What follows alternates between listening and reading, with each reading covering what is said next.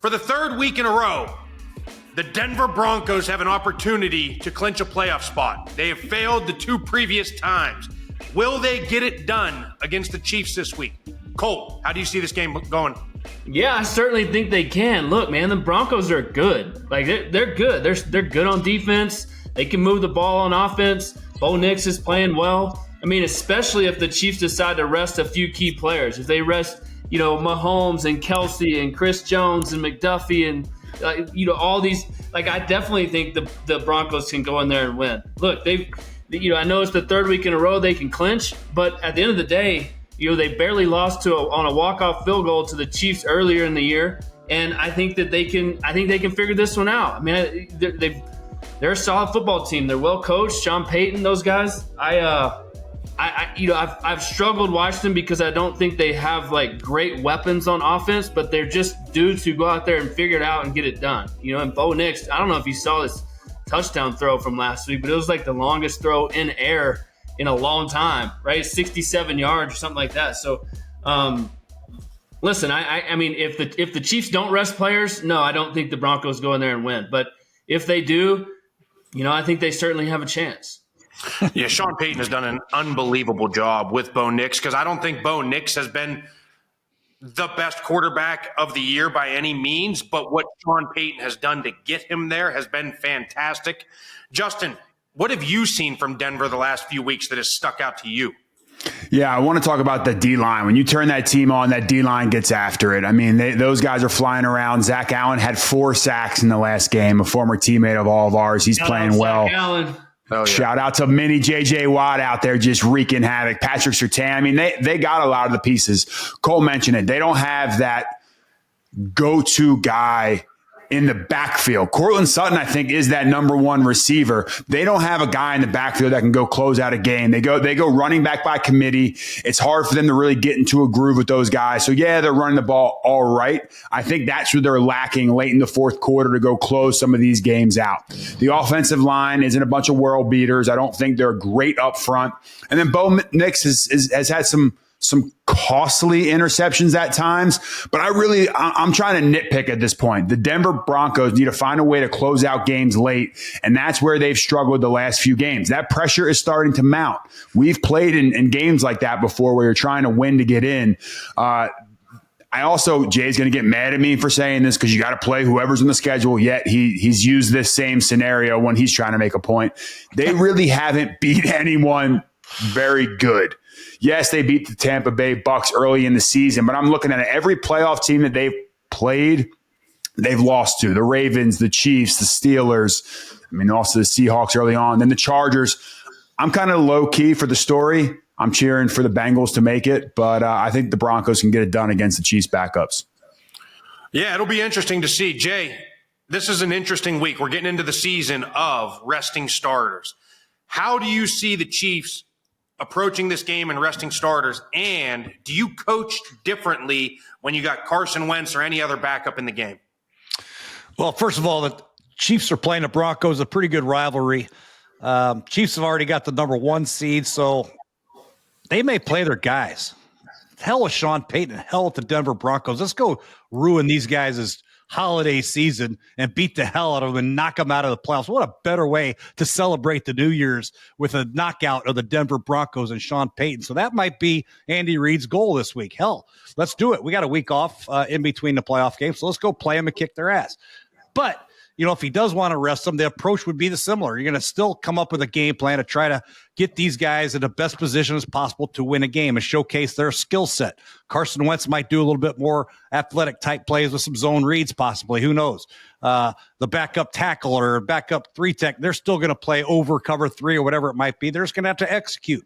And sometimes these backups, this is a great opportunity for them, because they're going to eventually want to be starters someday. They may be asked to be called upon in a key playoff game or the Super Bowl because a starter gets hurt. So it's a great opportunity for the young guys to possibly get some playing time, or your veterans to knock out the Denver Broncos and go to the playoffs on a bye week and kick some ass then. So it's a tough call for Andy Reid. I would not disagree with whatever decision he made as far as resting them or playing them. Yeah, it'll be interesting. I think they got to get their offense going a little bit. The defense has kind of carried them all year like they have really the last couple of years. But one player in particular who's starting to play really well is Xavier Worthy. Colt, let's talk a little bit about your Texas brother.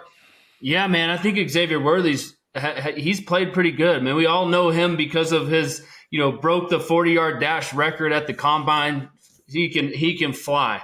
But he's done a nice job. He's complimented Travis Kelce. He hasn't been the beneficiary of really a true number one receiver. I think if they had a number one receiver, his numbers would probably be a little bit better than what they are now. But he's got almost 60 catches. He's 6 receiving TDs. He's also rushed the ball for over 100 yards and 3 touchdowns. Look, his versatility is what has surprised me. I know he's like straight line fast, run big post over the top, hit him in quarters, right? Find a go ball here and there.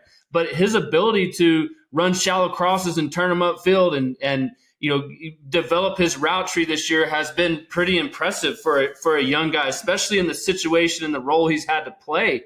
Hollywood Brown being out, all the receivers and weapons they've had being banged up throughout the year. He's been the one that's consistently, come and played well. So I like what he's done. I think it's going to, you look at last week and the emergence of Travis Kelce kind of late in the year on the road at Pittsburgh, right? I think that, getting Hollywood Brown back helps them, but Xavier Worthy is going to be a key piece to their offense as they head into the playoffs this year. Yeah, I agree. Xavier Worthy is trying to eventually get 12,000 receiving yards. You know what's ironic about the number 12,000, guys? We hit 12,000 subscribers on this channel last week. So please hit the like button, subscribe, drop a comment, do whatever you need to do, but keep following along with us as the season progresses towards the Lombardi. Justin, as a Broncos player, they are sitting here and they have had the opportunity to clinch and they keep blowing this opportunity. Is the pressure becoming too much for this group? You would like to say no, but when we were in Arizona and we were trying to get into the playoffs and we played the San Francisco 49ers, who were actually playing some of their backups. We went out there and we lost that game. All we had to do was go and beat the backups, and we were going to get into this game. So I almost would wish the Chiefs would come out and say, hey, we're playing our starters and we want to knock the Denver Broncos out. Give those guys a little bulletin board material in Denver because they are feeling the pressure. There's no doubt about it. It would be a historic collapse for them to lose the last 3 and not make it. You're putting all that pressure on the weight of a rookie quarterback. Yes, Sean Payton's played and coached in a lot of big games, hasn't played in a lot of big, but has coached in a lot of big games. And he's going to have his guys ready to go. I'm a little nervous for him, but I think the Broncos will get it done. You mentioned Sean Payton. This is a great segue into Jay. Jay, in this situation, how challenging is it for Sean Payton to keep these guys loose and playing the way that they have all year to get them to this position and not feeling the pressure too much? Yeah, you got to rely on elite leadership, and make sure you come up with a plan that these guys are comfortable with.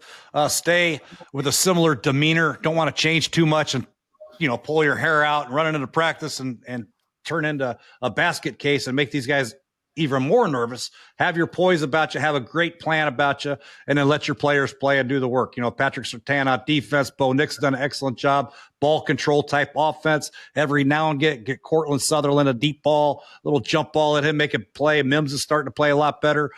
We mentioned the running game. So I think they have a lot to be confident about. They do have a little bit of doubt resignated in their brain because they've lost a couple close ones recently, but I do feel like Sean Payton's ability to coach playoff football will be the calming demeanor that he needs to get this team ready for Kansas City. Whether or not they can win, I don't know, but I think Denver mental approach will be fine going into the game. Just see what happens when the first quarter comes around and Kansas City punches them in the mouth. How are they going to react? It's always about once you get punched in the mouth, how do you react? And listen, on Christmas Day, the Chiefs did not get punched in the mouth. We saw Santa Claus Reed come out and say, hey, your gift is the number 1 seed. I'm going to come around the horn. We'll start with you, Colt. Who do you see as the biggest challenger going through Kansas City to get to the Super Bowl? I'm saying it's Josh Allen and the Bills. Listen, I know Lamar is playing extremely well, and I mean, we all kind of thought Justin was crazy talking about Lamar being the MVP over Josh Allen 3 weeks ago, but this thing's coming down to the wire. They're making plays, and I just think that the Bills are going to play at home all the way until they got to go to the Chiefs.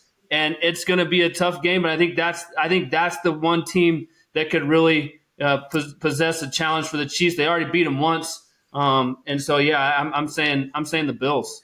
Bills Chiefs, always an instant classic.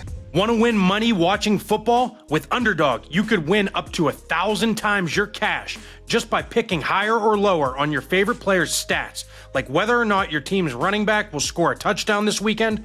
Millions of fans have won billions of dollars on Underdog. Will you be next? Sign up now to get a free pick for your first cash entry, plus up to $1,000 in bonus cash when you deposit. Download the Underdog app or visit UnderdogFantasy.com to get started today. Justin, do you see the Bills? Do you got the Ravens, or do you have a sleeper team? The biggest challenge for the Chiefs is the Baltimore Ravens. The Ravens' offensive line is much better now than they were week one. I like the Ravens as the biggest candidate to upset the Kansas City Chiefs.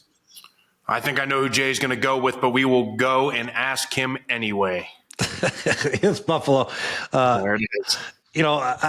It's personally, I believe it's anybody who makes the playoffs. Anybody on your schedule has got a threat, because we all know playoff football, anything can happen. And Kansas City has won a litany of close games, one possession games, last possession field goals. So they have shown some kink in their armor this year. Can they continue to stay get that lucky again in the playoffs? You never know. Maybe they miss a field goal, or maybe the other team makes a field goal. Maybe they catch a Hail Mary. Who knows? Something might happen. But I believe Baltimore and Buffalo, obviously, but I think Buffalo and Josh Allen, the way he's playing, I got to pick Buffalo as their biggest threat.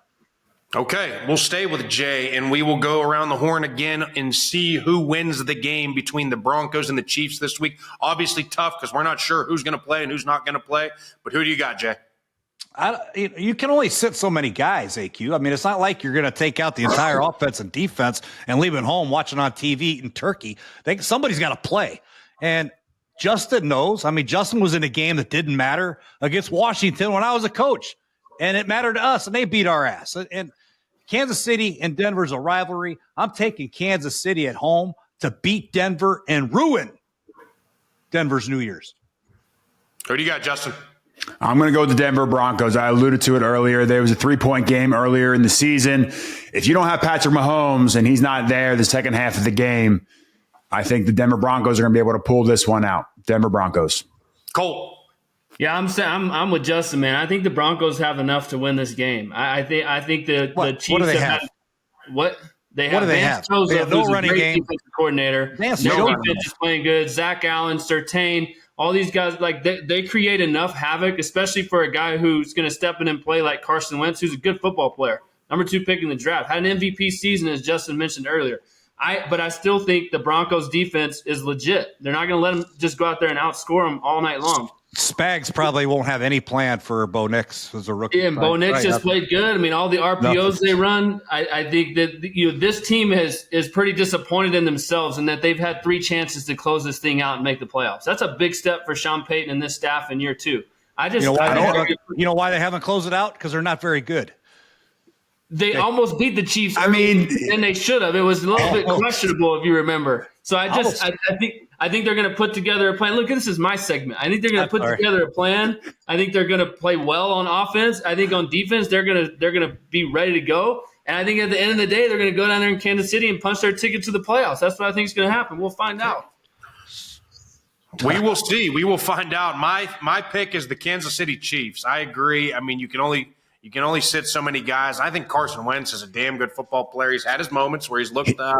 He didn't win the MVP. He should have won the year the Eagles won it, just to clarify. Until he got hurt. Yeah. I was making sure. He was the MVP until he got hurt. There's no doubt about that. But I think he goes in. And listen, Andy's going to play his starters the first series. I guarantee he does that. I've watched Andy do that over his entire career. The starters are going to play at least the first series. He'll pull them. Carson will come in. They will win because of what they are on defense, and they got enough guys on offense, obviously. But my pick is the Miami Dolphins going to the playoffs. Period. End of story.